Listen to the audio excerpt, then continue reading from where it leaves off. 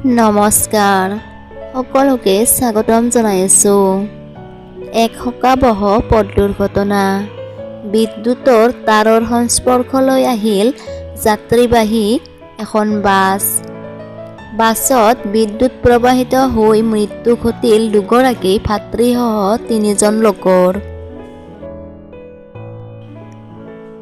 এই ঘটনাটো সংঘটিত হৈছে ৰাজস্থানত।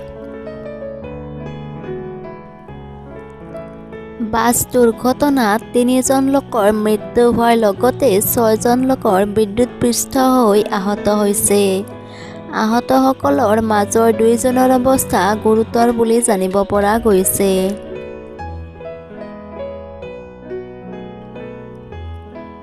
আনহাতে আহতসকলক চিকিৎসাৰ বাবে ওচৰৰ চিকিৎসালয়ত ভৰ্তি কৰা হৈছে।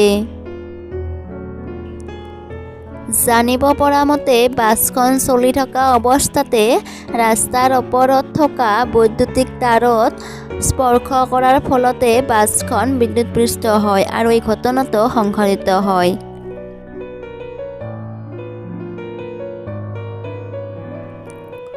অকস্মাতে হোৱা এই দুৰ্ঘটনাটোত অকালতে প্ৰাণ হেৰুৱালে ২জন ভাই ককায়ে। চিৰশান্তি লাভ কৰক। ধন্যবাদ।